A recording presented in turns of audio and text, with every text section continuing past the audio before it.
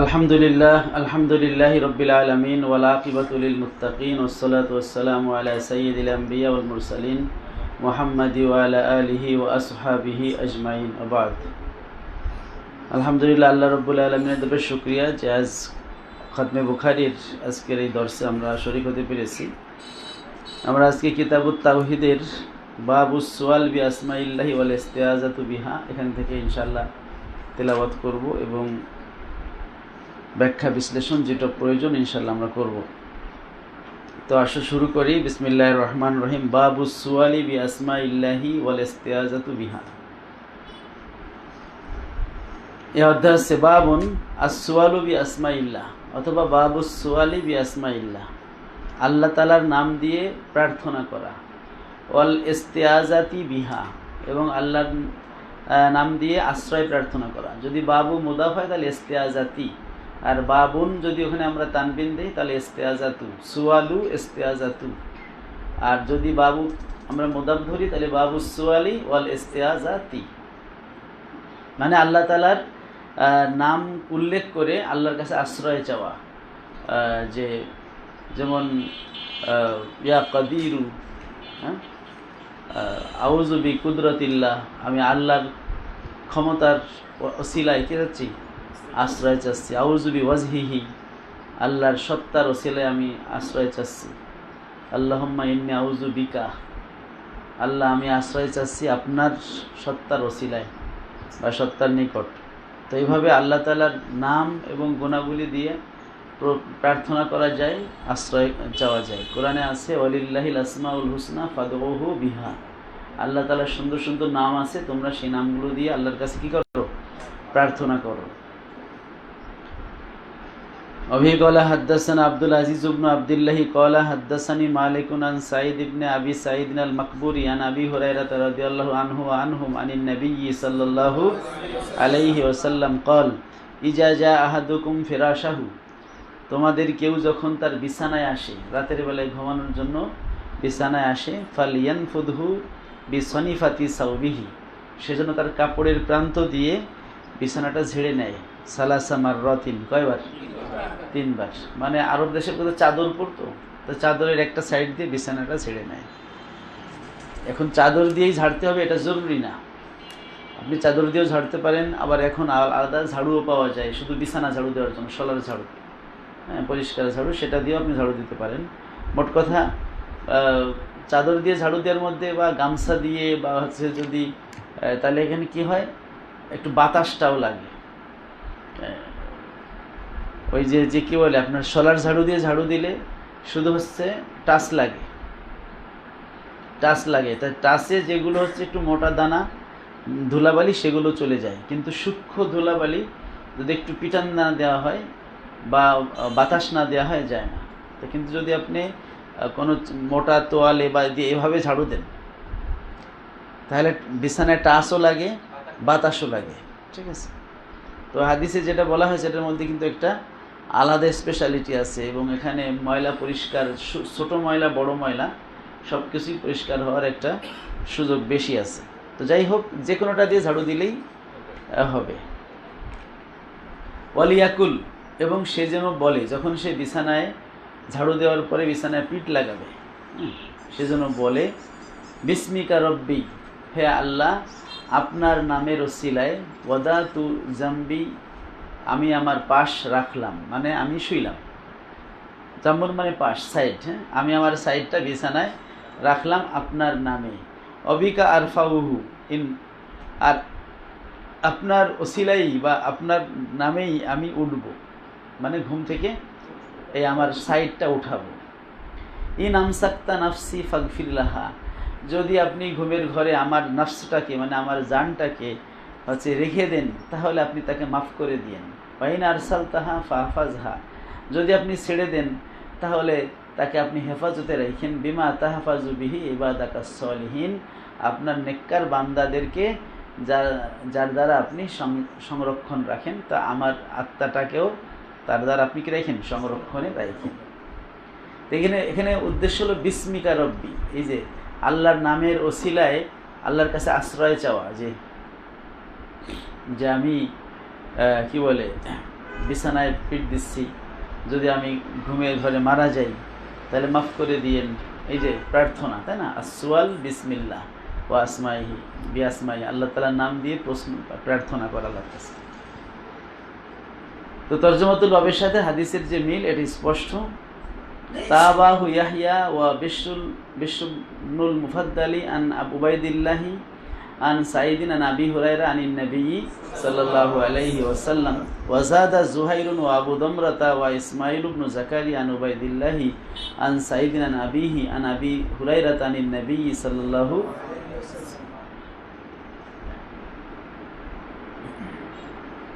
ইয়ানি ইয়াহইয়া এবং বিশর, ইমাম বুখারী দুজন উস্তাদ, তারা এই হাদিসের মোতাবাত রিওয়ায়াত করেছেন। ওয়া রাওয়াহু ইবনু আজলান আন সাইদিন আন আবি হুরায়রা আনিন নবী সাল্লাল্লাহু আলাইহি ওয়াসাল্লাম। আরো কয়েকটা সনদের কথা এখানে উল্লেখ করলেন, যে মোতাবাত সনদ রয়েছে। মোতাবাত আর শাহেদ, শাহেদ হলো সাক্ষী হাদিস, মানে একটা হাদিস যদি দুইজন সাহাবী থেকে বর্ণিত হয়, দুইটা সনদে চলে আসে, একটা সনদ আর একটা সনদের সাক্ষী। অথবা একটা হাদিস বর্ণিত হলো, তার হচ্ছে অর্থগত মানায় আরেকটা হাদিস বর্ণিত হলো, সেই অর্থগত মিল সংক্রান্ত দ্বিতীয় হাদিসটাকে বলা হয় শাহেদ হাদিস। আর মোতাবাত হচ্ছে একই রাবি থেকে, মানে একই সাহাবী থেকে একটা হাদিস বর্ণিত হয়েছে, পরে এসে দুইটা ডাল হয়ে দুইটা সনদ হয়ে গেছে। একটা হলো মূল সনদ, যেটা মুসান্নাফের কাছে আসছে, আবার সামনে থেকে একটু উপর থেকে ভাগ হয়ে গেছে, দেখা যাচ্ছে এই পর্যায়ে দুইজন, এ পর্যায়ে দুইজন, এ পর্যায়ে দুইজন, এভাবে ভাগ হয়ে আবার মুসান্নাফের কাছে চলে আসছে। তাহলে এই যে পাশের যে রেওয়ায়াতটা, এটাকে বলে মোতাবে, ঠিক আছে, মানে অনুগামী রেওয়ায়াত। এই মোতাবাত শাহেদ থাকলে হাদিসের মধ্যে মজবুতি আসে, যে এই হাদিসটা শুধু এক সনদে বর্ণিত না, এখানে আরও লোক এই হাদিসটা বলেছে। এখানে আরেকটা বিষয় হচ্ছে, সেটা হলো ইন আমসাক্তা নাফসি ফাগফির লাহা, যদি আল্লাহ ঘুমের ঘরে আমার নফসটাকে আপনি আটকায় রাখেন তাহলে মাফ করে দিয়েন। এটা ঘুমের সময়, মানে শোয়ার সময় প্রার্থনা। এর দ্বারা বোঝা গেল যে নফস এবং রুহু একই জিনিস, যেটা আমাদের আহলে সুন্নাত ওয়াল জামাতের আকীদা হলো রুহ এবং নফস একই জিনিস। কারণ আমরা যখন ঘুমাই তখন আমাদের রুহটা বের হয়ে যায়। আমাদের জীবনটা কিসের উপর নির্ভর করে? রুহের উপরে। আল্লাহ বলছেন কাইফা তাকফুরুনা বিল্লাহি ওয়া কুনতুম আমওয়াতান আই ফি আরহামি উম্মাহাতিকুম, তোমরা কিভাবে আল্লাহর সাথে কুফরি করো, তোমরা তো মৃত ছিলে। ফাআহইয়াকুম, তোমাদেরকে আমি আল্লাহ তাআলা জীবিত করেছেন। তো এই মৃত ছিলে বলতে মায়ের রেহেমে যখন সে গোশতপিণ্ড ছিল, সে মৃত ছিল। পরে 4 মাস যাওয়ার পরে, 120 দিন যাওয়ার পরে আল্লাহ তাআলা ফেরেশতাকে বললেন যে ওর মধ্যে রূহ উৎকার করে দাও, বা আল্লাহ তাআলা তাকে, ওই ব্যক্তিকে রূহ দান করলেন। তখনই কিন্তু এই গোশতের পিণ্ডটা সে হচ্ছে নড়াচড়া শুরু করলো, তার মধ্যে প্রাণ আসলো। এটাকে ওখানে বলা আছে ফানুফিখা ফীহির রূহ, রূহটা ফুৎকার করে দেয়া হয়। আবার যখন মানুষ ঘুমায় তখন তার রূহটা তার নাক দিয়ে বের হয়ে যায় এবং সে বিভিন্ন জায়গায় চলাফেরা করে আল্লাহর হুকুমে। আবার যখন সে জাগ্রত হয়, রূহটা আবার কি আসে? ফেরত চলে আসে। তো এই ঘুমের ঘরে যদি রূহটাকে আল্লাহ আটকায় রাখে, তাহলে ওই যে মরছে আর জীবিত হয় না। তাই ঘুমের ঘরে যে রূহটা চলে যায়, এটাকে মৃত্যু বলে। কি বলে? মৃত্যু হলো মুফারাকাতুর রুহেল বাদান, রূহ যদি বদন থেকে আলাদা হয়ে যায়, কি বলে? মৃত্যু। তো এই মুফারাকাত বা দেহ থেকে রূহ আলাদা হওয়াটা দুই রকম, একটা হচ্ছে টেম্পোরারি আর একটা হচ্ছে পার্মানেন্টলি। যখন আমরা সত্যিকারে মারা যাই, ওটা হচ্ছে পার্মানেন্টলি রূহটা পৃথক হয়ে যায় আর ঢুকে না। কিন্তু ঘুমের ঘরে হচ্ছে রূহটা যতক্ষণ ঘুমায় থাকি ততক্ষণ রূহটা বাইরে চলে যায়, ঘোরাফেরা করে। কিন্তু যেহেতু আল্লাহ আটকায় রাখে না, ফলে রূহটাকে আল্লাহ ছেড়ে দেয়, রূহটা আবার ভিতরে ঢুকে পড়ে, তখন আমরা আবার জাগ্রত হই। এই জন্য যতক্ষণ ঘুম ততক্ষণ মৃত্যু। মৃত্যু ব্যক্তির যেমন শরিয়াত নাই, যে ব্যক্তি ঘুমায় আছে তারও কি নাই? রফিয়াল কলাম ওয়ান সালাসিন, তার মধ্যে একটা হচ্ছে আনিম নাইম হাত্তা ইস্তাইকিজা, যে ঘুমায় আছে সে জাগ্রত না হওয়া পর্যন্ত কোনো শরিয়াত, কোনো কলম তার উপর চলে না, শরিয়াত চলে না। এজন্য তার যদি কাপড় উঠে যায়, ঘুমন্ত ব্যক্তির গুনাহ হবে না, কিন্তু জাগ্রত অবস্থায় যে তার হাঁটুটা দেখবে, রান দেখবে, সে গুনাহগার হবে, কারণ সে তো জাগ্রত। এই জন্য ঘুমকে বলা হয় আখুল মাউত। কি বলা হয়? মৃত্যুর ভাই, আখুল মাউত। এই জন্য যখন আমরা ঘুমাই, দোয়ার মধ্যে কি পড়ি? আল্লাহুম্মা বিসমিকা আমুত, আল্লাহ আপনার নামে আমি মারা যাচ্ছি, ও আহিয়া, এবং আপনার নামে আমি কি হব? জীবিত হব। আমরা কিন্তু বলি না আনাম ও আস্তাই কিছু, আপনার নামে ঘুমাচ্ছি, আপনার নামে জাগ্রত হব।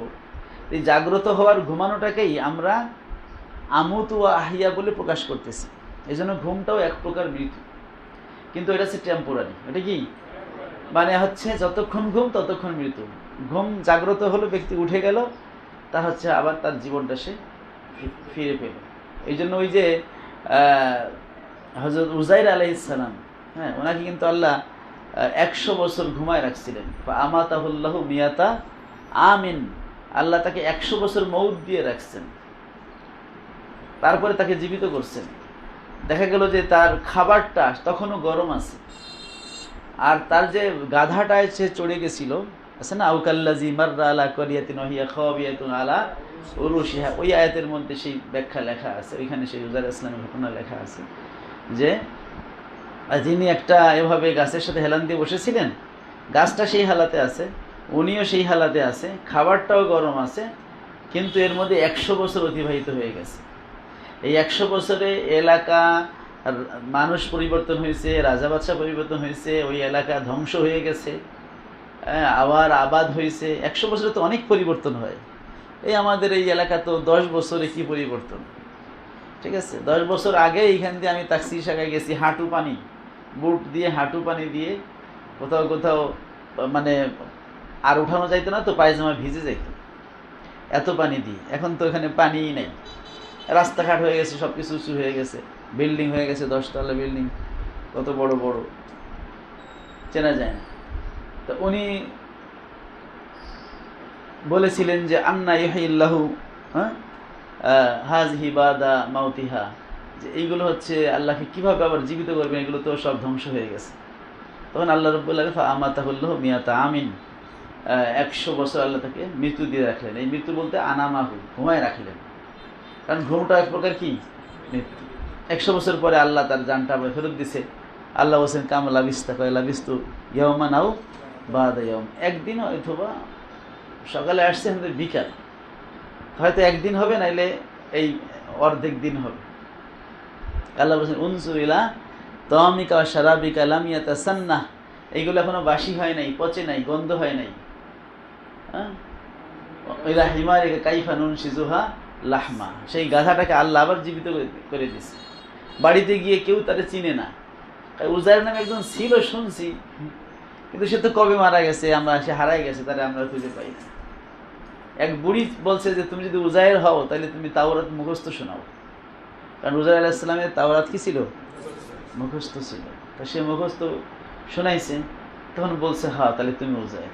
কিন্তু মানে এই যে ইহুদিরা, তারা বললো যে 100 বছর মরে যায় আবার জীবিত হবে, তাহলে তো সে আল্লাহর পুত্র হবে। অকালাতি ইয়াহুদু উযাইরুন, তারা আল্লাহর পুত্র হিসেবে গ্রহণ করলো। এটা একটা আশ্চর্য ঘটনা না, যে 100 বছর ঘুমাই রয়েছে আবার জীবিত হয়েছে।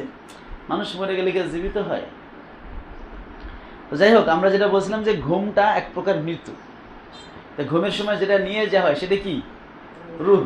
সেই রূহটাকে এখানে কোন শব্দে ব্যক্ত করা হয়েছে, নফস। ইন আমসাকতা নফসি, যদি আপনি আমার নফসটাকে আটকায় রাখেন, মানে ঘুমের ঘরে যে বের হয়ে গেল, যদি আর না ছাড়েন, তাইলে আমারে মাফ করে দিন। ওয়াইন আরসালতা, যদি ছেড়ে দেন, মানে আমাকে আবার পৃথিবীতে আসার সুযোগ দেন, তাহলে হচ্ছে তাকে হেফাজত করেন। আচ্ছা, अभी قال حدثنا مسلم قال حدثنا شعبة عن عبد الملك عن ربيع بن هراش عن حذيفة قال كان النبي صلى الله عليه وسلم إذا آوى إلى فراشه, নবীজি সাল্লাল্লাহু আলাইহি ওয়াসাল্লাম যখন তার বিছানায় আশ্রয় নিতেন, মানে ঘুমাইতেন, ঘুমাইতে যাইতেন, কালা, তিনি বলতেন আল্লাহুম্মা বিসমিকা, আল্লাহ আপনার নামেই আমুতু, আমি ঘুম যাচ্ছি বা মারা যাচ্ছি, ওয়া আহইয়া, আপনার নামেই আমি জাগ্রত হব বা উঠব। এই যে বিসমিকা, এটা হলো তরজমাতুল বাবের সাথে এইখানে লিঙ্ক, যে আল্লাহর নামে, হ্যাঁ, দোয়া করা, আল্লাহর নামে আল্লাহর কাছে কিছু চাওয়া।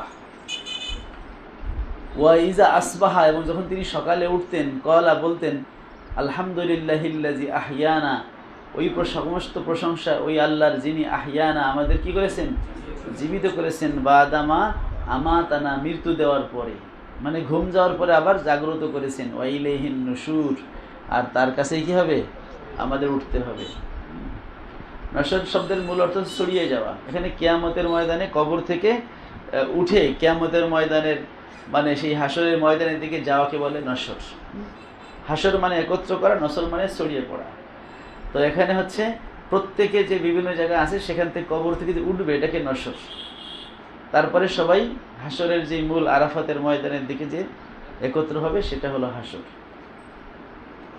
अभी قال حدثنا سعيد بن حفص قال حدثنا شيبان عن منصور عن ربيع بن هراش عن قرشة بن الهر عن أبي ذر قال كان النبي صلى الله عليه وسلم إذا أخذ مضجعه যখন নবী সাল্লাল্লাহু আলাইহি ওয়াসাল্লাম তার বিছানা, মাজ্জা মানে হচ্ছে শোয়ার জায়গা গ্রহণ করতেন, মানে বিছানা গ্রহণ করতেন, মিনাল লাইলে রাত্রে বেলায় কলা বলতেন বিসমিকা নামুতু ওয়া নাহিয়া, আল্লাহ আপনার নামেই মারা যাচ্ছে, আপনার নামেই জিন্দা হব। ওয়াইজাস্তাইকাজা যখন জাগ্রত হতেন কলা বলতেন আলহামদুলিল্লাহিল্লাযী আহইয়ানা, প্রশংসা সকল ওই রবের জন্য, ওই সত্তার জন্য যিনি আমাকে জীবিত করেছেন, বাদামা আমাতানা ওয়া ইলাইহিন নুশুর। অভি কলা হাদ্দাসানা কুতাইবা ইবনে সাঈদ কলা হাদ্দাসানা জারিরুন আন মানসুরিন আন সালিমিন আন কুরাইবিন আন ইবনে আব্বাসিন কলা কলা রাসূলুল্লাহি সাল্লাল্লাহু আলাইহি ওয়াসাল্লাম লাউ আন্না আহাদাহুম ইজা আরাদা ইয়াতি আহলাহু, তাদের কেউ মানে উম্মতের কেউ যদি ইজা আরাদা ইয়াতিয়া, যখন সে আসতে চায় আহালহু তার স্ত্রীর কাছে। এখানে আহাল মানে পরিবার বলতে স্ত্রী বোঝানো হয়েছে। একে বলে মানে কুল দ্বারা জুজ মুরাদ, জেকরুল কুল ওই রদু বিহিল জুজ। যেমন আমি বলি যে সূরা বাকারা করা তু সূরাতাল বাকারা, আমি সূরা বাকারা পড়েছি, আই জুজ আহু পড়েছি হয়তো সূরা বাকারা থেকে 10 পৃষ্ঠা, কিন্তু সূরা বাকারা কি 10 পৃষ্ঠা? তাহলে এখানে বললাম কুল, আবার উদ্দেশ্য নিলাম জুজ। আকাল তুস সামাকা, মাছ খেয়েছি, আসলে মাছের একটা পিস খেয়েছি। কি দিয়ে ভাত খাইছো? গরু দিয়ে ভাত খাইছি।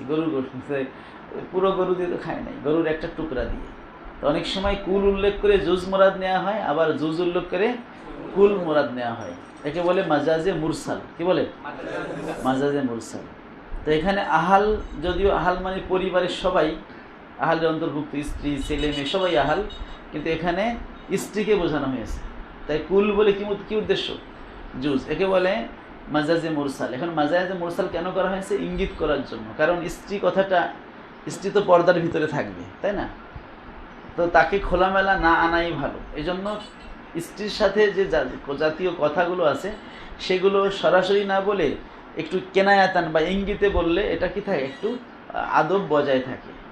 এই জন্য এখানে ইজা আরাদা আইউজামিয়া, জেমা করতে চাইলো সেটা বলে নাই, আইয়াতিয়া আহলাহু, যখন তোমাদেরকেও তার স্ত্রীর কাছে আসতে চায়।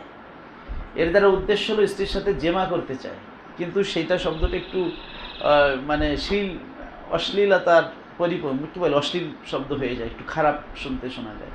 তো এটাই হলো আদব। হাদিসে এই আদবগুলো আমাদের শেখানো হয়েছে যে আমরা ওই শব্দগুলো যত ইঙ্গিতে বলতে পারি ততই কি ভালো।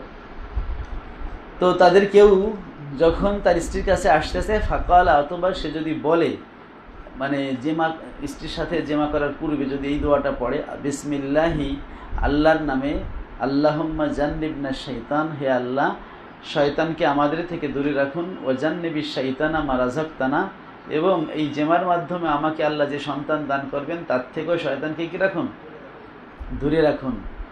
এই দোয়াটা সে যদি পড়ে যে বিসমিল্লাহ মানে আল্লাহর নামে, এই যে এখানে হলো তরজমাতুল সাথে মিল, যেহেতু আমাদের কাছে বাবুস সুয়াল বি আসমাইহি, আল্লাহর নামে কি করা, কিছু চাওয়া, প্রার্থনা করা। তাহলে কি হবে? ফাইন্নাহু ইউকাদ্দার বাইনাহুমা ওয়ালাদুন, যদি ওই জেমার ফলে তাদের মাঝে কোনো সন্তানের ফয়সালা হয়, ফিজালিকা, ওই জেমার মাধ্যমে, লাম ইয়াদুররাহু শাইতানুন আবাদা, তো শয়তান তাকে কখনো কি করতে পারে না, ক্ষতি করতে পারে। তো এই যে এখানে ইমাম বুখারীর উদ্দেশ্য হল, এটা ওযুর অধ্যায় তিনি হাদিসটা আনছেন, বিভিন্ন অধ্যায় নিয়ে আসছেন। ওযুতে বিসমিল্লাহ বলা লাগবে কি লাগবে না, এই মাসালা প্রমাণ করতে কি ইমাম বুখারী এই হাদিস নিয়ে আসছেন। জেমায় যদি বিসমিল্লাহ বলা লাগে তাহলে ওযুতেও বিসমিল্লাহ লাগবে। কারণ ওযুতে বিসমিল্লাহ বলার যে সরাসরি হাদিস আছে, লা ওযু লিমান লাম ইউসাম্মিল্লাহ আলাইহি, যে বিসমিল্লাহ বললো না তার ওযু হলো না, এই হাদিসটা মারাত্মক পর্যায়ে দুর্বল। ঠিক আছে? তো এই জন্য ইমাম বুখারী ওযুতে বিসমিল্লাহ তো বলা মুস্তাহাব, কিন্তু ওই হাদিস দিয়ে তো ইমাম বুখারী দলিল দিতে পারতেছেন না। তার কিতাবের শর্তই হলো সব বিশুদ্ধ, হাদিস আনবেন। এই জন্য তিনি উজুতে বিসমিল্লাহর মাসলা আলোচনা করতে গিয়ে এই হাদিসটা নিয়ে আসছেন। আবার এইখানে এই হাদিসটা আনছেন আল্লাহর নামে কোনো কিছু চাওয়ার, এটি বোঝাতে গিয়ে। এটাই হলো ইমাম বুখারীর যে বৈশিষ্ট্য, যে তিনি একটা হাদিস থেকে বিভিন্ন মাসালা উদ্ভাবন করে বিভিন্ন অধ্যায় অধ্যায় নিয়ে গেছেন। এই জন্য দেখা যায় বুখারী শরীফে ৭,২৭৫টা হাদিস আছে, কিন্তু তাকরার বাদ দিলে ইবনু হাজার আসকালানী রহমাতুল্লাহ অভিমত হলো ২৬০২টা হাদিস থাকে। কয়টা? ২৬০২টা। যদিও ইমাম বদরুদ্দিন আইনি উনি বলছেন ৪,০০০ থাকে, কিন্তু হাফেজ ইবনু হাজার আসকালানী গণনাটা আরও হচ্ছে সূক্ষ্ম, কারণ উনি সনদ মতন সব তাকরার বাদ দিচ্ছেন। আর অর্থাৎ সব ধরনের তাকরার বাদ দিলে ২৬০২টা হাদিস থাকে। তাহলে বাকি দেখা যাচ্ছে যে ৫,০০০ প্লাস হাদিস হচ্ছে বারবার আসছে। এটা কি জন্য? যে তিনি একটা হাদিস থেকে অনেক মাসালা কি করেছেন? ইস্তেমবাদ করেছেন। তখন ৫টা মাসালা ইস্তেমবাদ করলে ওই একটা হাদিসকে ৫টা অধ্যায় তিনি নিয়ে গেছেন। কারণ হাদিস দিয়ে তো মানুষের ওই জীবন সমস্যার সমাধান করার উদ্দেশ্য, খালি হাদিস শিখানো তো উদ্দেশ্য না। তাহলে তো উনি ৫টা হাদিস আনতে পারতেন। তো 5টা হাদিস নাই না, উনি একটা বিশুদ্ধ হাদিস আনলেন এবং তার থেকে 5টা মাসালা ইস্তেমবাদ করলেন। তো আমাদের যে জীবন সমস্যার সমাধান তো একটা হাদিসেই হয়ে গেল। আচ্ছা, অভি কলা হাদ্দাসানা আব্দুল্লাহ ইবনে মাসলামাতা কলা হাদ্দাসানা ফুদাইলুন আন মানসুরিন আন ইব্রাহিম আন হাম্মামিন আন আদি ইবনে হাতিমিন কলা সাআলতুন নবিয়্যা। আদি ইবনে হাতিম, যিনি আছেন হাতেম তঈ, যে একজন আরব দেশে একজন দানশীল ব্যক্তি ছিল, খুব মানে প্রসিদ্ধ হাতেম তঈ, তার হচ্ছে সন্তান আদি ইবনে হাতেম। তিনি মুসলমান হয়েছেন এবং পরে একদিন নবীজিকে জিজ্ঞেস করলেন, সাআলতুন নবিয়্যা সাল্লাল্লাহু, কুলতু বললাম, উরসিলু কিলাবিল মুআল্লামা, যে হুজুর আমি আমার প্রশিক্ষিত কুকুরটাকে ছেড়ে দেই, মানে ওই বিভিন্ন যে শিকার করার জন্য যে খরগোশ আছে বা হরিণ আছে বা যে হালাল প্রাণী বনে আছে সেগুলো ধরার জন্য আমার শিকারী কুকুরকে আমি ছেড়ে দিই। তো এখন আমি তার যে শিকার সেটা খাইতে পারবো কিনা? কালা, নবীজি বলেন, ইজা আরসালতা কিলাবাকাল মুআল্লামা, যখন তুমি তোমার প্রশিক্ষিত কুকুরটা ছেড়ে দিবে, ও যাকারতা ইসমাল্লাহ, এবং তুমি আল্লাহর নাম উল্লেখ করবে, মানে বিসমিল্লাহ বলে ছেড়ে দিবে, বিসমিল্লাহ ছেড়ে দিবে। ফা আমসাকনা, যদি তারা বিরত থাকে, কুকুরগুলো কি থাকে? কিলাব হচ্ছে কয়েকটা, এটা বহু বচন, এক বচনে কালবুন, কারণ একসাথে হয়তো ২টা-৩টা কুকুর ছেড়ে দেয় যারা গিয়ে একটা শিকারকে তারা ধরে। তো এরা যদি ইন আমসাকনা, যদি তারা বিরত থাকে, ফাকুল, তাইলে তুমি খাও। অর্থাৎ তারা যদি শুধু শিকারটাকে ধরে, নিজেরা না খায়, তাহলে তুমি ওইটা খাও। ওয়াইজা রমাইতা বিল মেরাজ ফাখাজাকা ফাকুল, আর তুমি যদি মেরাজ ছুঁড়ে মারো, মেরাজ হচ্ছে এইভাবে ছুরির মতো একটা লোহা, যাতে ধারালো, ঠিক আছে? ছুরিতে তো বাট থাকে ধরে জবে করে, এর বাট বুট নাই, এটা লোহার মতো কিন্তু একটু ধারালো, ছুরির মতো। ওটা এভাবে আড়াআড়িভাবে মানে ছুঁড়ে মারা হয়। তো ছুঁড়ে মারার পর যদি ওটা উল্টা পিঠে লেগে আঘাতে মারা যায়, তাহলে সেইটা খাওয়া যাবে না। আর যদি ধারালো পাশে লেগে তার গায়ে কেটে গিয়ে রক্ত প্রবাহিত হওয়ার কারণে মারা যায়, তাহলে কি করা যাবে? সেটা বলছে ফাখাজাকা, যদি সেটাকে মানে রক্ত প্রবাহিত করে, মানে আহত করে, ফাকুল, তাহলে তুমি খাও। তো এখানে ওই যে বিসমিল্লাহ, যে তুমি যদি তোমার প্রশিক্ষিত কুকুরগুলো ছেড়ে দাও, জাকার তাসমাল্লাহ, এবং আল্লাহর নাম উল্লেখ করো, তাহলে খাও। এটা হলো ইমাম বুখারীর তরজমাতুল বাবের সাথে এই হাদিসের মিলের বিষয়টা এখানে। আর এখানে যে মাসালাটা, সেটা হলো শিকারী কুকুর যদি ধরে আনে, সে যদি নিজে না খায়, তাহলে সেটা বিসমিল্লাহ বলে ছাড়লে খাওয়া, বিসমিল্লাহ না বললে খাওয়া যাবে না। কারণ বিসমিল্লাহ বলা এটা হচ্ছে ফরজ। হ্যাঁ, বিসমিল্লাহ বলা কি? আল্লাহ বলছেন, ওয়ালা তাকুলু মিম্মা লাম ইউজকার ইসমুল্লাহি আলাইহি, তোমরা ওই পশুর গোশত খেও না যেটা জবে করার শুরুতে আল্লাহর নাম বলা হয়নি, ঠিক আছে? এখন কুকুর যদি খায়, তাহলে বোঝা গেল সে নিজের জন্য শিকার করছে। তাহলে মানে কি, সে আসলে মানে ১০০তে ১০০ প্রশিক্ষিত হয়ে পারে নাই।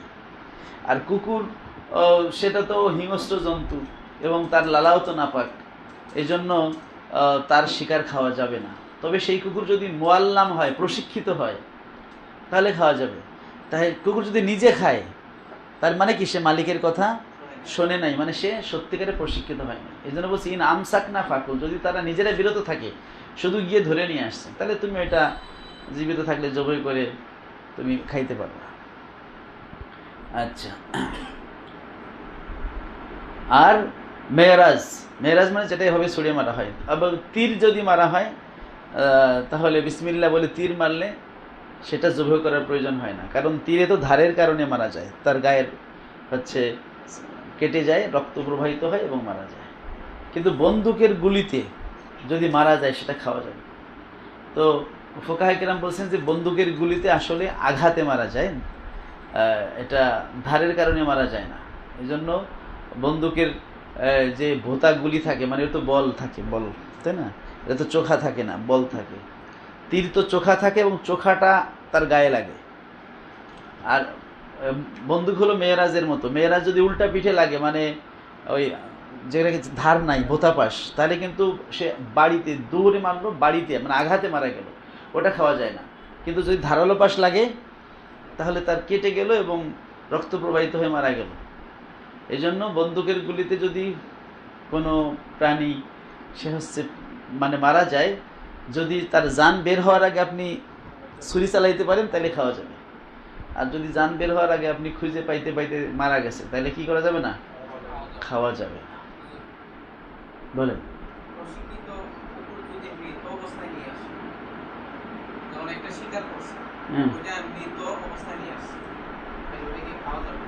বিসমিল্লাহ বলে যদি পাঠানো হয়, ঠিক আছে, কারণ কুকুর তো তাকে ধরে আনছে, হয়তো ওই রক্ত পড়তে পড়তে সে মারা গেছে, বিসমিল্লাহ বলে ছাড়লে খাওয়া যাবে।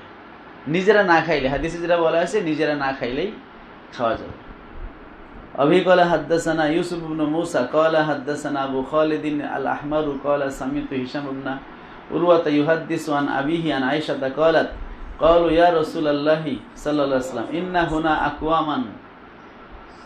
তো এই সাহাবী জিজ্ঞেস করলো, সাহাবীগান, যে ইন্না হুনা আকওয়ামান, এখানে একদল লোক রয়েছে, হাদিসুন আহাদুহুম বিশিরক, তাদের শিরকের সাথে তাদের দেখাটা খুব নতুন, মানে নও মুসলিম। অর্থ কি, তারা কয়দিন আগে মুশরিক ছিল, এখন হচ্ছে তারা নতুন মুসলমান হয়েছে। ইয়াতুনা বিলুহমানিন, তারা আমাদের কাছে কিছু গোশত নিয়ে আসে বিক্রি করার জন্য। লা নাদরি, আমরা জানি না, ইয়াজকুরুনা আলাইহা ইসমাল্লাহি আমলা, তারা এই গোশত যখন জবেহ করেছিল পশুটা, তখন বিসমিল্লাহ বলেছিল কি বলেন, এটা আমরা জানি না। এরা নও মুসলিম, অনেক মাসলা মাসাইল জানে না। ক্বালা উযকুরু আনতুম ইসমাল্লাহ ওয়া কুলু, নবীজি বলেন তোমরা বিসমিল্লাহ বলে খেয়ে ফেলো। এখন কেউ যদি বিসমিল্লাহ ছাড়া জবেহ করে, পরে কি বিসমিল্লাহ বলে খাইলে কি ওটা হালাল হবে?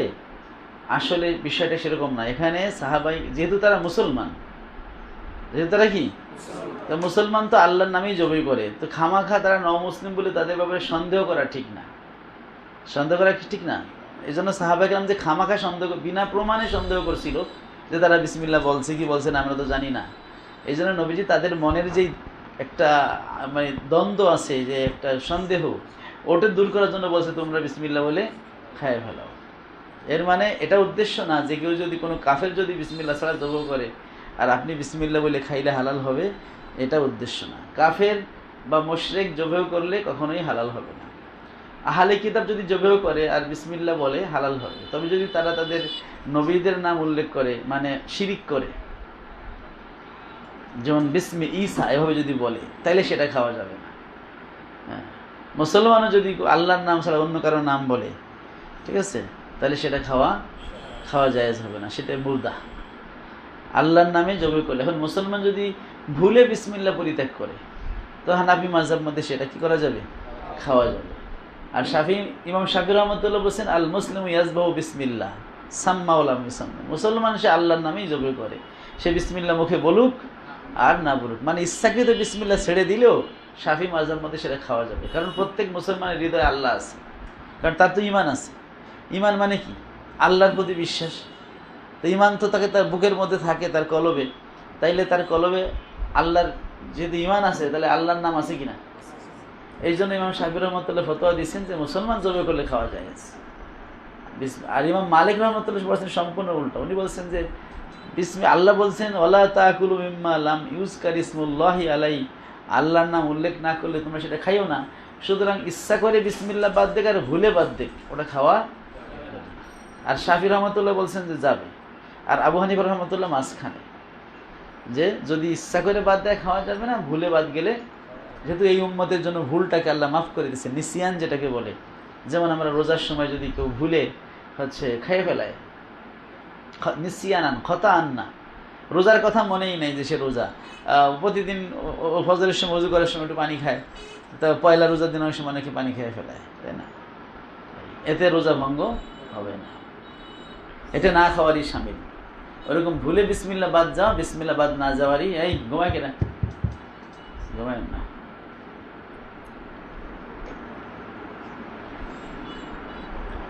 তাবাহু মুহাম্মদ ইবনে আব্দুর রহমান আদ-দারাওয়ারদি ওয়া উসামা ইবনে হাফস ওয়া ক্বালা হাদাসানা হাফস ইবনে উমর ক্বালা হাদাসানা হিশাম ইবনে কাতাদা আন আনাস ইবনে মালিক ক্বালা দাহান নবী সাল্লাল্লাহু আলাইহি ওয়াসাল্লাম বিকাবশাইন ইউসাম্মি ওয়া ইউকাব্বির। নবী সাল্লাল্লাহু আলাইহি ওয়াসাল্লাম একবার দুইটা দুম্বা জবেহ করলেন এবং বিসমিল্লাহ বলেন, আল্লাহু আকবার বললেন। ইউসাম্মি মানে কি? বিসমিল্লাহ বললেন, ওয়া ইউকাব্বির এবং কি বললেন? আল্লাহু আকবার। অর্থাৎ পশু জবাই করার সময় বলতে হবে বিসমিল্লাহি আল্লাহু আকবার, এইটা একটু জোরে বলতে হবে, হ্যাঁ, মনে মনে বলবে না, এটা জোর, এটা শেয়ার, ইসলামের শেয়ার, ঠিক আছে। অভি ক্বালা হাদাসানা হাফস ইবনে উমর ক্বালা হাদাসানা শুবাতু আনিল আসওয়াদ ইবনে কাইস আন জুনদুব ইবনে আব্দুল্লাহ আল-বাজালি আন্নাহু শাহিদান নবী সাল্লাল্লাহু আলাইহি ওয়াসাল্লাম ইয়াওমান নাহার। জুনদুব ইবনে আব্দুল্লাহ, উনি 10ম হিজরিতে মুসলমান একজন সাহাবী, উনি বলছেন যে তিনি উপস্থিত ছিলেন নবীজির সাথে ইয়াওমান নাহার, কোন দিন? কুরবানির দিন, ঈদের ময়দানে। সাল্লাহ, প্রথমে নবীজি কি করলেন? নামাজ পড়লেন। সুম্মা খাতাবা, তারপরে কি দিলেন? খুতবা দিলেন। ঈদের নামাজের নামাজের পরে, আগে নামাজ পরে খুতবা। ফাকালা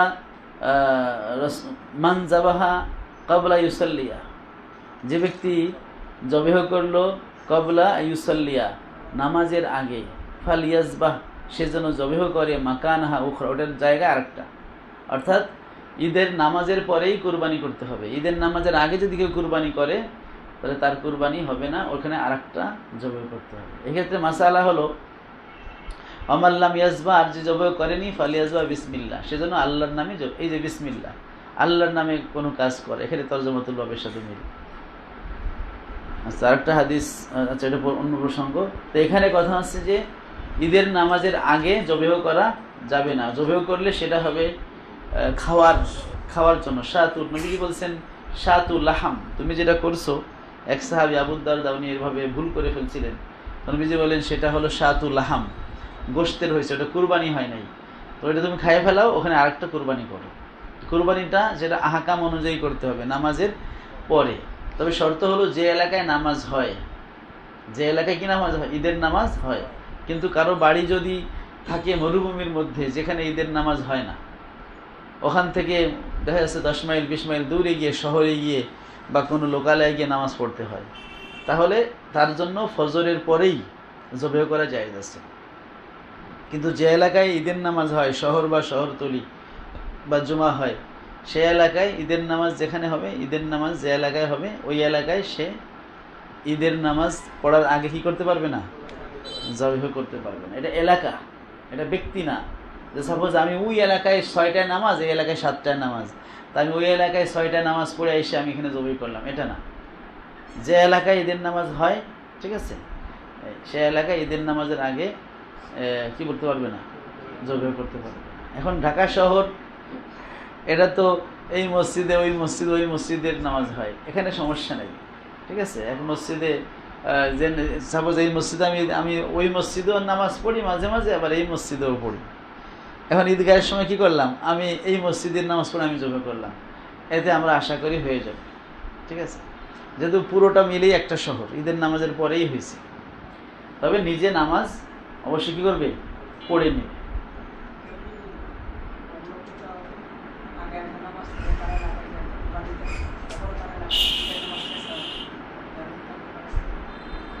সেই মশলাটাই বলতেছি আর কি।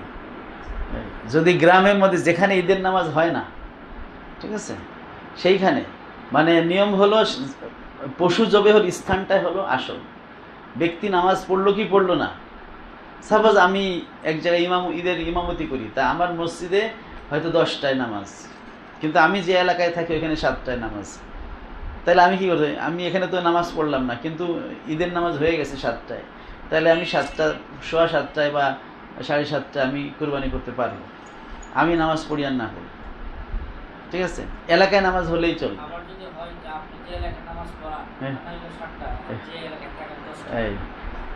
এই ক্ষেত্রে হচ্ছে উচিত হলো নামাজের পরেই জবাহ করা।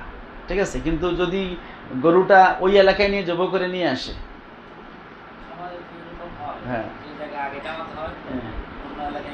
এইগুলো হচ্ছে কিছু তাড়াহুড়া মুসল্লি, তাদের যদি এত তাড়াহুড়াই লাগে তো তারা এলাকায় নামাজ দেরি করে কেন? গ্রামগঞ্জে দেখা যায় ঈদের নামাজ হলো ইশরাকের টাইমে ঈদের নামাজ হবে, ঈদের দিন ইশরাকের নামাজ পড়া যায় না। ঠিক আছে, তো ইশরাকের সময় হলে মানে সূর্য ওঠার 23 মিনিট পরে আপনি ঈদের নামাজ পড়ে নেবেন। তাহলে ঈদের নামাজের জন্য তো এত সাজগোজ দরকার নেই।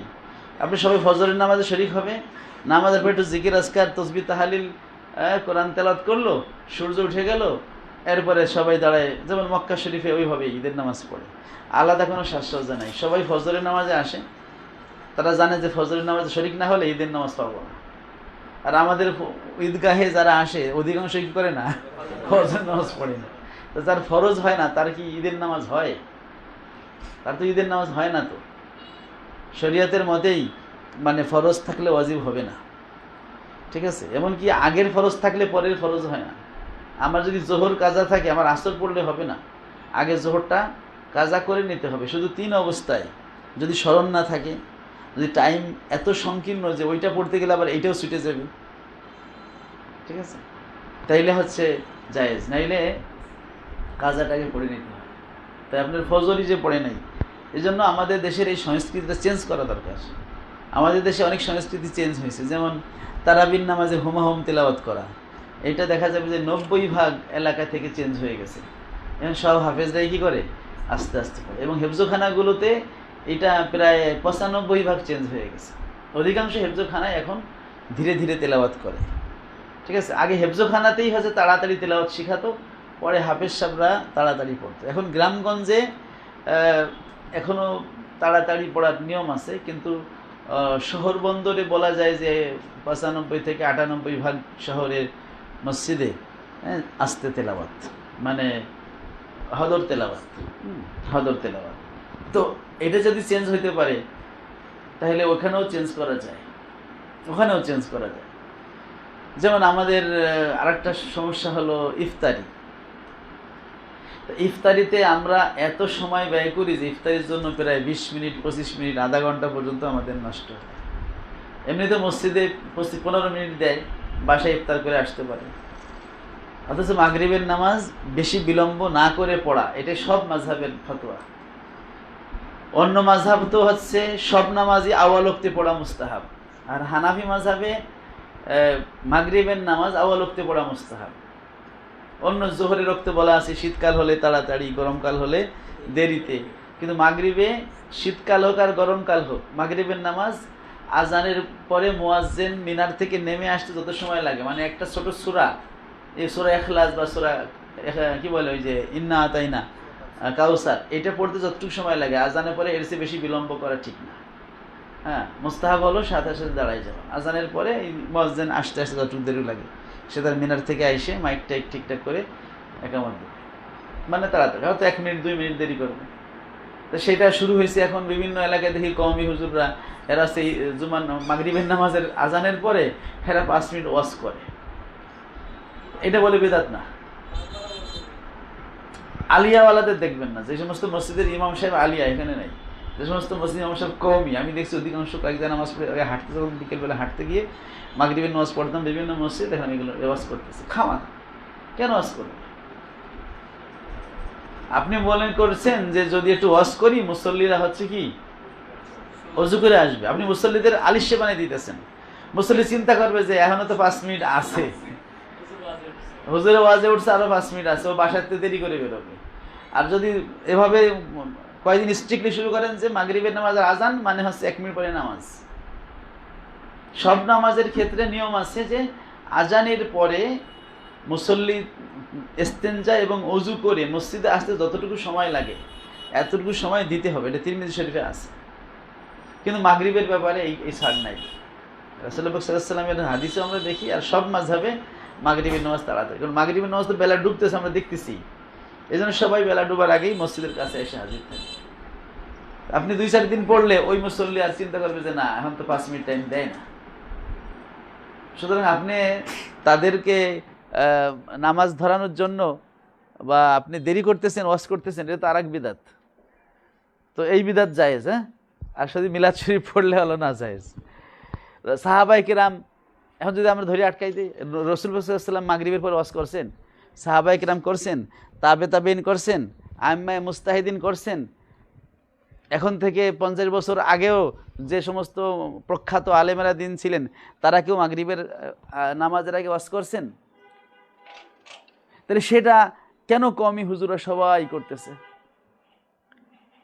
ওই কওমি হুজুরও করতেছে নিজের গরজে না, কমিটিকে খুশি করার জন্য। কমিটির যে বড় হুজুর, ওই সভাপতি বলছে, হুজুর অনেক মুসল্লিরা ওই ওযু করে আস্তে আস্তে কষ্ট হয়, আপনি একটু দেরি করে নামাজ পড়েন, আপনি একটু কি বলে ওই 2-4 কথা বলেনি, ফাঁকে বলে বসে আছি। হ্যাঁ, নামাজের পরে বলুন। এলেমের মজলিস করবেন, তা নামাজের পরে করেন। আর যদি বলেন যে এলেমের মজলিস তো যে কোনো সময় জায়েজ আছে, তাইলে আমরা জুম্মার আগে ওয়াজ করে হেলে আপনি বিদাত করেন কেন? আহলে হাদিসরা তো কি করে, যাইয়ে বাংলা খুতবা দেয়, ওটাই আরবি খুতবা। আমরা যে একটু বাংলায় ওয়াজ করি, ওটাকে বিদাত বলে। আমরা রাসূলুল্লাহ সাল্লাল্লাহু আলাইহি ওয়াসাল্লামের এই বেলাদাতের মাসে আমরা মাহফিল করি, রাসূলুল্লাহ সাল্লামের সানা সিফাত করি, সিরাতুন নবী নামে করলে জায়েজ। আর মিলাদুন নবী নামে, মিলাদুন নবী নামে আর কি হবে, ও আমরা যে আলোচনা করি সব তো একই। ঠিক আছে। আবার এবার তো বাইতুল মুকাররমে কিন্তু মিলাদুন নবী ঘোষণা হয়েছে। খতিব কে? কওমি হুজুর না?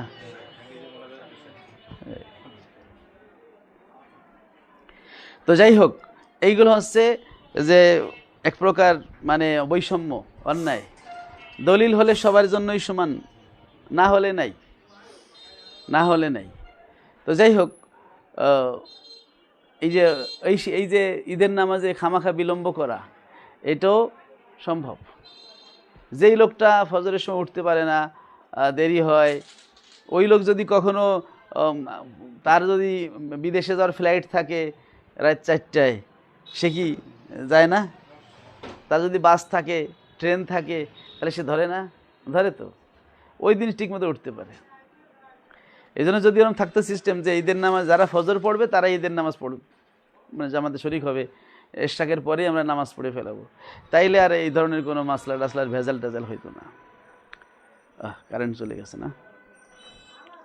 আবি ক্বালা হাদ্দাসানা আবু নুআইমিন ক্বালা হাদ্দাসানা ওয়ারকাউ আন আব্দুল্লাহ ইবনে দিনারিন আন ইবনে উমর ক্বালা ক্বালা নবী সাল্লাল্লাহু আলাইহি ওয়াসাল্লাম লা তাহলিফু বিআবাইকুম, তোমরা তোমাদের বাপদাদার নামে কসম খাইও না। ফামান কানা হালিফান ফালিয়াহলিফ বিল্লাহ, যে কসম করতে চায় সে যেন আল্লাহর নামে করে। হলফ করা মানে কসম করা।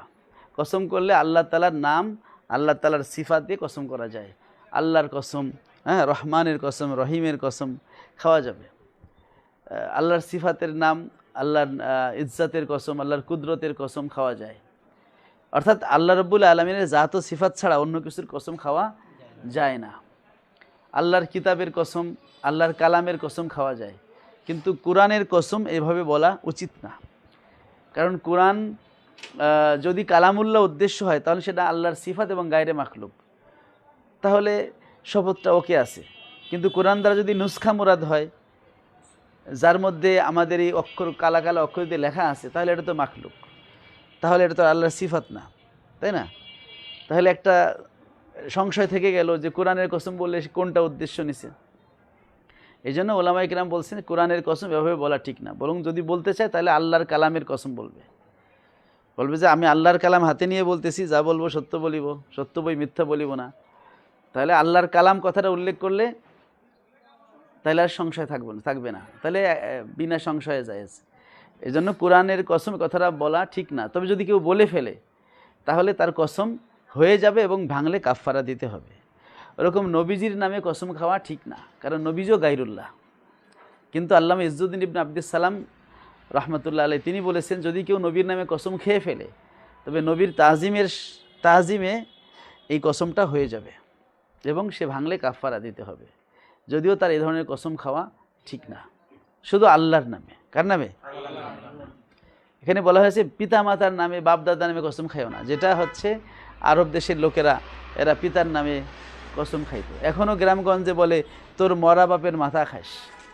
তা বাংলায় মাথা খাওয়া মানে হলো কসম করা। মাথা খাওয়া মানে কি? তাই মরা বাপের মাথা খাইলো মানে কি? মরা বাপের কসম করলো। মাথা মানে মাথা ধরে চিবাই চিবাই খাওয়ার উদ্দেশ্য না। মাথা খাওয়া এটা বাংলায় কসম খাওয়া অর্থে ব্যবহার হয়। তো সেই হিসেবে মরা বাপের কসম খাইলো না সে। এটা গ্রামগঞ্জে মহিলারা দেখবেন কয়, যে তুই যদি এটা করিস তো তোর মরা বাপের মাথা খাস। ঠিক আছে, সে মনে করছে মরা বাপ এটা খুব সম্মানিত। তো এই ধরনের কসম খাওয়া ঠিক হবে না।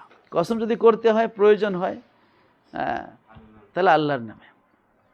খামাখা কসম করাও ঠিক না, কারণ আল্লাহর নামের তাজিম আছে। যদি আপনি তাজিম রক্ষা করতে না পারেন তাহলে খামাখা কসম খাওয়ার কোনো প্রয়োজন নেই।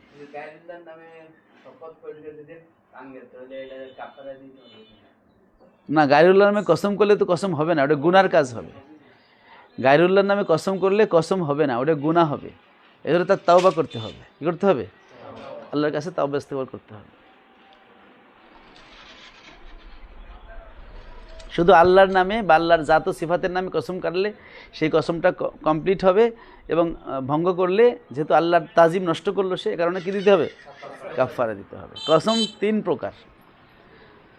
আরবিতে কসমকে বলে ইয়ামিন। আপনি ফিকহের কিতাবে কিতাবুল আইমান নামে অধ্যায় আছে। আইমান আছে বহু বচন, এক বচন ইয়ামিন। লা ইউআখিযুকুমুল্লাহু বিল্লাগবি ফি আইমানিকুম। ইয়ামিনে লাগবো, এটা আল্লাহ পাকড়াও করবেন না। আরটা আছে ইয়ামিনে মুনাআকিদা, যেটা ভাঙলে কাফারা দিতে হয় আর রক্ষা করলে কাফারা লাগে না। আরটা আছে ইয়ামিনে গমুস, অতীত বিষয়ে মিথ্যা কসম খাওয়া কে বলে ইয়ামিনে গমুস। আল্লাহর কসম এটা করি নাই, আল্লাহর কসম এটা করছি, অথচ বাস্তবে উল্টা। তাহলে অতীত বিষয় কি? মিথ্যা কসম, একে বলে কি? গমুস। হ্যাঁ, শাফি মাযহাব মতে ইয়ামিনে গমুসে কাফারা লাগবে। আমাদের মতে ইয়ামিনে গমুস মানে এটা মিথ্যা কথা, মানে আল্লাহর নামে কি মিথ্যা কথা বললো, এই জন্য তার কোনো কাফারা লাগবে না, তবে তার তওবা লাগবে, কারণ এটা কবিরা গুনাহ। ইয়ামিনে গমুস একটা কি? কবিরা গুনাহ, তার খাঁটি তওবা করতে হবে। আর ইয়ামিনে মুনাআকিদা, যেটা ভবিষ্যতে কোনো কাজ করা অথবা না করার কসম, যেমন বললো আল্লাহর কসম আমি আর নামাজ ছাড়বো না, আল্লাহর কসম আমি আর অসৎ সঙ্গে যাব না। এভাবে কোনো কাজ করা অথবা না করা, যে আল্লাহর কসম আমি এই কাজটা সবসময় করব। ঠিক আছে, আমরা শপথ করিতেছি যে আমরা এই কাজটা, শপথ করে না বিভিন্ন সংগঠন, এখন সেই শপথ ভঙ্গ করলো। সংগঠনের শপথ করছে, যদি ওটা হারাম কাজ না হয় তখন সেই শপথ কিন্তু পালন করা, যেহেতু আল্লাহকে সাক্ষী রেখে সে শপথ করছে, আমি আল্লাহকে সাক্ষী রেখে হাজির নাজির জেনে শপথ করিতেছি যে, বাংলায় শপথ বলে কিন্তু আরবিতে তো সেটা হলফ বা কসম। এটা ভঙ্গলে কি দিতে হবে? কাফারা দিতে হবে। সেই কাফারা হলো একটা গোলাম আজাদ করতে হবে, নাইলে 10 জন মিসকিনকে খোরপোশ দিতে হবে, মানে 2 বেলা খাওয়াই দিতে হবে, না পারলে 10 জন মিসকিনকে কাপড় জামা কাপড় দিতে হবে, আর নাইলে 3টা রোজা রাখতে হবে। আর ইয়ামিনে লাগবে হচ্ছে অনিচ্ছাকৃত কথার মধ্যে আল্লাহ ইন্না যাইদান লাকায়মুন, মানে মানুষ, এটা আরব দেশে বেশি আছে, বাংলাদেশে নাই। তারা তাদের সচরাচর কথা বলতে আল্লাহে তাল্লাহে বিল্লাহে বলে, এটা তাদের বাক্যকে সুদৃঢ় করার জন্য, এটা একটা গ্রামাটিক্যাল রুল হিসেবে বলে, এটা কোনো কসমের নিয়তে বলে না, অনর্থক কসম। তো এই কসমের কারণে আল্লাহ কি করবেন না? পাকড়াও করবেন না। মানে একজন একটা কথা বিশ্বাস করতেছে না, আল্লাহে হ্যাঁ সাহি, আল্লাহর কসম এটা সঠিক, এই যে নিজের কথাকে মজবুত বানানোর জন্য যে কসম খাইলো, একে বলে ইয়ামিনে লাগু। এটার কারণে কোনো কাফারা।